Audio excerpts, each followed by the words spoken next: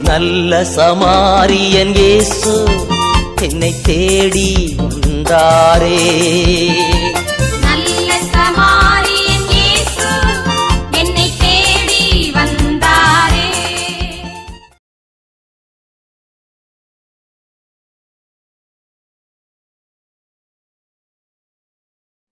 கிறிஸ்துவுக்கு பிரியமானவர்களே, இந்த நாளுமாக கடந்த வாரங்களிலே நாம் பிசாசின் சூழ்ச்சிகள், பிசாசின் வஞ்சனைகளை பற்றி தியானித்தோம். இன்றைய நாளுமாக வானமண்டலங்களில் சுற்றித் திரியும் ஆவிகள் எப்படி செயல்படுகிறது என்பது தானியேலின் 3 வாரங்கள் என்ற தலைப்பிலே நாம் தியானிப்போம். தானியேலிலே 21 நாட்கள் அல்லது 3 வாரங்களின் தலைப்பிலே நாம் தியானிக்க இருக்கிறோம். தீர்க்கதரிசியான தானியேல் பாபிலோன் தேசத்து ராஜாக்கள், மீதியா நாட்டு ராஜாக்கள் ஏனுமாக பெர்சியா நாட்டு ராஜாக்களின் கீழ் வேலை செய்தவர். அவர் நெபுகாத்நேசார், பெல்ஷாத்சார், தரியு, கோரேஸ் என்ற பல மன்னர்களுக்கு கீழ் இருந்து வேலை செய்தவர். வயது முதிர்ந்த காலத்திலே அவருக்கு ஒரு தரிசனம் கிடைக்கும். இதை நாம் தானியேல் புத்தகம் 10ஆம் அதிகாரத்திலே நாம் வாசிக்க கேட்டோம் என்றால் தெரியும். பெர்சியாவின் ராஜாவாகிய கோரேஸ் அரசாண்ட 3ஆம் வருஷத்திலே பெல்ஷாத்சார் என்னும் பெயரிடப்பட்ட தானியேலுக்கு ஒரு காரியம் விளைவிக்கப்பட்டது. அந்த காரியம் சத்தியமும் நீடி யுத்தத்துக்கு அடுத்ததுமாய் இருக்கிறது. இந்த காரியத்தை அவன் கவனித்து தரிசனத்தின் பொருளை அறிந்து கொண்டான். அந்த நாட்களிலே தானியேலாகிய நான் 3 வாரம் முழுதும் திக்கித்துக் கொண்டிருந்தார். அந்த 3 வாரங்களிய நாட்கள் நிறைவேறும் மட்டும் ருசிகரமான அப்பத்தை நான் புசிக்கவும் இல்லை, இறைச்சியும் திராட்சை ரசமும் என் வாய்க்குள் போகவும் இல்லை, நான் பரிமளத்தில் பூசிக்கொள்ளும் என்று 3 வாரங்கள் உபவாசம் இருக்கார். 3 வாரங்கள் உபவாசம் இருந்த பிறகுதான் அவருக்கு ஆண்டுடைய தரிசனம் கிடைக்கு. அதை நாம் வாசிக்கிறோம். 10ஆம் அதிகாரம் 13ஆம் வசனத்திலே, பெர்சியா ராஜ்யத்தின் அதிபதி 21 நாள் மட்டும் என்னோடு எதிர்த்தின்றான். ஆனால் பிரதான அதிபதிகள் ஒருவனாகி மிகாவில் எனக்கு உதவியாக இருந்தான். ஆனால் நான் அங்கே பெர்சியாவின் ராஜாக்களிடையே தரித்திருந்தேன் என்று ஒரு தூதன் வந்து சொல்லுவதை நாம் பார்க்கிறோம். ஏற்கனவே 9ஆம் அதிகாரத்திலே கப்ரியேல் தூதன் 2 முறை வந்து தானியேலோடு பேசியதை நாம் பார்க்கிறோம். ஆனால் இந்த தூதன் கப்ரியேல் தூதனான் என்று வேதம் குறிப்பிடவில்லை. ஆனால் பலர் கப்ரியேல் தூதனாக இருக்கலாம் என்று சொல்லுகிறார்கள். ஆனால் வேதத்தில் அப்படி குறிப்பிடவில்லை. ஒரு தூதன் வந்து அவருக்கு முன்னால் நாம் பார்க்கிறோம்.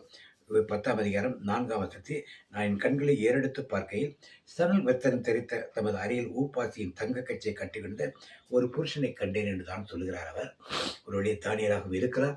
தானியேல் இருந்தால் அவர் கப்ரியேலாக இருக்கலாம். கப்ரியேலாக இருந்தால் தானியேல் கண்டிப்பாக இங்கு குறிப்பிட்டிருப்பார். அவர் அதை குறிப்பிடவில்லை. எனவே நமக்கு அது பொருட்டல்ல. ஏன் பெர்சியா அதிபதி நாட்கள் 20 நாட்கள் தரித்திருந்தார்? அங்கே சொல்லுகிறார், நீ ஜெபம் சொன்ன தொடங்கிய பொழுதே 12ஆம் வசனத்திலே, அப்பொழுது அவன் என்னை நோக்கி, தானியேலே பயப்படாதே, நீ அறிவடையருக்கும் உன்னுடைய தேவனுக்கு சிறுமைப்படுத்திருக்கும் உன் மனதை செலுத்த முதல் நாள் துவங்கி உன் வார்த்தைகள் கேட்கப்பட்டது. உன் வார்த்தைகள் வைத்து நான் வந்தேன். அப்போ ஒரு ஜெபம் பண்ண உடனே ஒரு வார்த்தை கேட்கப்பட்டது, உடனே பதிலும் கொடுக்கப்பட்டது. ஆனால் பதில் வந்து சேர ஏன் 21 நாட்கள், ஏன் 3 வாரங்கள்? தானியேல் ஒரு நல்ல தீர்க்கதரிசி, நாம் அறிவோம். அவர் வாழ்ந்த காலத்திலே யூத மதம் செழித்தோங்கவில்லை. ஆயினும் ஒரு தீர்க்கதரிசியாக இத்தனை ராஜாக்களோடு இருந்து பணிபுரிந்தவர். ஆயினும் அவருக்கு கூட இந்த செய்தி எழுதுவதற்கு 21 நாள் யார் தடுத்து நின்றது? பெர்சியா நாட்டின் அதிபதி என்று சொல்லுகிறார்கள். இவர் பெர்சியா தேசத்தில் தான் இருக்கிறார். அங்கே இருப்பது கோரேஸ் மன்னன். தடுத்திருத்த வாய்ப்பில்லை. அப்பொழுது யார் தடுத்திருக்கிறார்?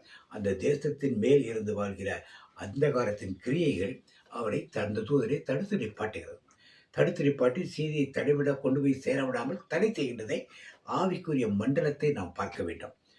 உலகத்துக்குரிய மண்டலங்கள் எல்லாம் ஆவிக்குரிய மண்டலங்களை அங்கு நாம் பார்க்க வேண்டும். அதைத்தான் திருப்பி அந்த தூதன் சொல்லுகிறார். அப்பொழுது 20ஆம் வசனத்திலே, அப்பொழுது நான் உன்னிடத்தில் வந்த காரணம் என்னவென்று உனக்கு தெரியுமா? எப்பொழுது நான் பெர்சியாவின் பிறக்கூட யுத்தம் பண்ண திரும்பி போனது பெர்சியாவை ஆளுகிற கோரேஸ் மன்னன் தான். அவன் யூதர்களுக்கு சாதகமாகத்தான் இருந்து கொண்டிருந்தான். அதை பற்றி அங்கே குறிப்பிடவில்லை. பெர்சியா நாட்டின் மண்டலத்தை ஆளுகை செய்கிற வானத்தில் சுற்றித் திரியும் ஆவிகளை பற்றி அங்கு குறிப்பிடுகிறார். அடுத்து என்ன சொல்கிறார்? நான் போன பின்பு கிரேக்க தேச அதிபதி வருவான் என்று. கிரேக்க தேசத்தில் கிரியை செய்கின்ற அந்தகாரத்தின் ஆவிக்குரிய மண்டலத்தில் இருக்கும் கிரியைகள் அங்கே வரும் என்று சொல்கிறார். எனவே கிறிஸ்துவுக்கு பிரியமானவர்களே, நாம் ஒன்று காரியம் திட்டமாக தெரிந்து கொள்ள வேண்டும். ஆவிக்குரிய மண்டலம் என்று ஒன்று இருக்கிறது. இந்த மண்டலத்தை எதிர்த்து போராட தூதர்களின் துணை நமக்கு தேவை இருக்கிறது. உபவாசம் இருந்து ஜெபிக்கும் பொழுது ஆண்டவரது பதில் கிடைத்தாலும் அதை கொண்டு வர தூதன் இருந்தாலும் அதை சேர்ப்பதற்கு முடியாமல் இடையிலேயே வானமண்டலத்தின் ஆவிகள் குறிக்கிடப்படுவதை பார்க்கிறோம். இங்கே இதைத்தான் நாம் திருவெளிப்பாடு 12ஆம் அதிகாரம் 7ஆம் வசனத்திலே நாம் பார்க்கிறோம். வானத்திலே யுத்தம் உண்டாய் விலமுறை சேர்ந்த தூதர்களும் வலு சர்ப்பத்தோடு யுத்தம் பண்ணினார்கள். வலு சர்ப்பம் அதை சேர்ந்த தூதரும் யுத்தம் பண்ணி ஜெயம் கொள்ளவில்லை. மிக்கேல் தூதர் இங்கே அந்தகாரத்து கிரியரோடு யுத்தம் பண்ணுவதை பார்க்கிறோம். பிசாசின் கூட்டங்களோடு யுத்தம் பண்ணுவதை பார்க்கிறோம். இதெல்லாம் நம்ம சேர்த்து வாசிக்கும் பொழுது இன்னுமாக உங்களுக்கு தெளிவாக தெரியும். எபேசியர் 6ஆம் அதிகாரம் 11 வாசித்தோமான நீங்கள் பிசாசின் தந்திரங்களோடும் எதிர்த்திருக்க திராணி உள்ளவர்களாகும்படி தேவனுடைய சர்வாயுத வஸ்திரத்தை தரித்துக் கொள்ளுங்கள். ஏனெனில் மாம்சத்தோடும் இரத்தத்தோடும் அல்ல, துரைத்தனங்களோடும் அதிகாரங்களோடும் இப்பிரபஞ்சத்தின் அந்தகார லோகாதிபதிகளோடும் வான மண்டலங்களில் உள்ள பொல்லாத ஆவிகளோடும் சேனைகளோடும் நமக்கு போராட்டம் உண்டு. போராட்டம் என்பது இந்த உலகத்தின் அதிபதிகளோடு மட்டுமல்ல, வான மண்டலங்களில் உள்ள பிரபஞ்சத்தின் அந்தகார லோகாதிபதியாகிய பொல்லாத ஆவிகளோடும் சேனைகளும் நமக்கு யுத்தம் உண்டு என்றது. ஆகையால் தீங்கு நாளிலே நீங்கள் அதை எதிர்க்கவும் சகலத்தையும் செய்து முடித்தவர்களாய் நிற்கவும் திராணியுள்ளராகும்படி தேவனுடைய சர்வாயுத வர்க்கத்தை எடுத்துக்கொள்ளுங்கள். சத்தியம் என்னும் கச்சை அறையில் கட்டியவர்களாகவும் நீதி என்னும் மார்க்கவசத்தை தரித்தவர்களாகவும் சமாதானத்தின் சுவிசேஷத்துக்குரிய ஆயத்தம் என்னும் பாதரட்சை காலில் தொடுக்கவும் பொல்லாங்கனியையும் அக்கினியாஸ்திரங்கள் அவித்துப்படத்தக்கதாய் எல்லாவற்றுக்கும் மேலாக விசுவாசம் என்னும் கேடகத்தையும் பிடித்து கொண்டவராயிருங்கள். லட்சணியம் என்னும் தலைச்சராவையும் தேவபத்திரமா ஆவியின் பட்டயத்தையும் எடுத்துக்கொள்ளுங்கள் என்று இத்தனை பாதுகாப்பை வேதம் நமக்கு கற்பிக்கிறது. எனவே கிறிஸ்துவுக்குள் பிரியமானது, நான் திருப்பலிக்கு போகிறேன், நான் ஜெபமாலை சொல்லுகிறேன், நான் கோயிலுக்கு போகிறேன், ஜெபக்கூட்டத்துக்கு போகிறேன், பைபிள் படிக்கிறேன், தனி ஜெபம் சொல்லுகிறேன், எல்லாம் என்னை பிசாசோ பேயோட எதுவும் தீண்டாதுன்னு நினைக்காதீர்கள். பெரிய யுத்தம் மாணவனத்தில் உண்டாகி மிகாவேலின் தூதரை சண்டை போட்டார். பவுலுக்கு தெளிவாக எழுதுகிறார் போராட்டம் எங்கே உண்டு என்று. எனவே நீங்கள் ஜெபித்த ஜெபத்துக்கும் நான் ஜெபித்த ஜெபத்துக்கும் ஆண்டவரத்துக்கு பதில் வந்திருக்கலாம். அதை இடையிலே தடுக்கும் வானமண்டலத்தில் சுற்றி தெரியும் அந்த ஆவிகள் இந்த ஸ்பிரிச்சுவல் வேர்ல்டை பற்றி நன்றாக அறிந்திருக்க வேண்டும்.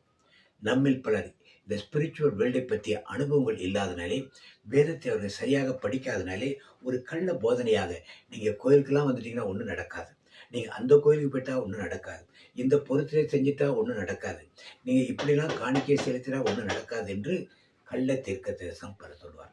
இதை பல ஆலயங்களில் நான் பார்க்கிறேன். அந்த கோயிலுக்கு போயிட்டு நடக்காது, இவ்வளோ காணிக்கை செலுத்து நடக்காது, நீ இப்படி முட்டி போட்டு போ நடக்காது, அங்கே போய் தொட்டில கட்டிட்டு வந்துடு நடக்கும்.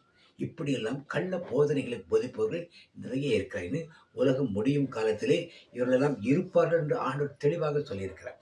நீங்கள் சொல்லும் சபைகள் எதுவாக வேண்டுமானால் இருக்கலாம். இங்கே கள்ள தீர்க்கதரிசனம் இருந்தால் நீங்கள் அதுக்கு விலகியுங்கள். இதற்காக சபைகளை விட்டு சபைகள் போக வேண்டும் என்று நான் சொல்லவில்லை. கள்ள தீர்க்கத்திற்கு செவிகொடாமல் ஆண்டுடைய சத்தத்துக்கு மட்டும் செவிகொடுத்து இப்படிப்பட்ட ஆவிகள் உலகத்தோடு ஒரு போராட்டம் நமக்கு உண்டு. அந்த போராட்டத்தை வெற்றி பெறுவதற்கு என்ன செய்ய வேண்டும் என்று எபேசியர் தெளிவாக எபேசியரில் ஆண்டவர் எழுதி கொடுத்திருக்கார். இதை படித்தவர்களாக புரிந்தவர்களாக இருந்து கொண்டு இந்த கிறிஸ்தவ வாழ்க்கையிலே ஊழியத்தின் பாதையிலே போராட்டங்கள் உண்டு. அந்த போராட்டங்களை எதிர்க்க ஆண்டுடைய வார்த்தை, ஆண்டுடைய ரட்சிப்பு, ஆண்டுடைய நீதி, ஆண்டுடைய ஆயுதத்தின் சத்தியம் கட்சியை எடுத்துக்கொள்ளுங்கள். இதெல்லாம் நாம் செய்யும் பொழுது அவனோடு எதிர்த்து போராடக்கூடிய ஆற்றல் நமக்கு இருக்கும். பிசாசான் ஏற்கனவே நான் பார்த்தது, அவன் வஞ்சனையானவன், அவன் கிரிகள் எல்லாம் வஞ்சனைக்கு உள்ளது. அறியாமல் நாம் இருந்துவிடக்கூடாது. இதை அறிந்தவர்களாக அவனை எதிர்த்து நின்று போராடக்கூடியவர்களாக வல்லமையுள்ளவராக இருக்கும்படி ஆண்டவர் அழைப்பை கொடுக்கிறார். அந்த அழைப்பை ஏற்றுக்கொண்டு நாமும் ஆவிக்குரிய மண்டலத்தில் உள்ள போராட்டங்களுக்கு நம்மை தயார் செய்வோம். ஆண்டு வருகை சீக்கிரத்தில் இருக்கிறது. ஏற்கனவே உபத்திரவ காலம் தொடங்கிவிட்டதை நாம் பார்க்கிறோம்.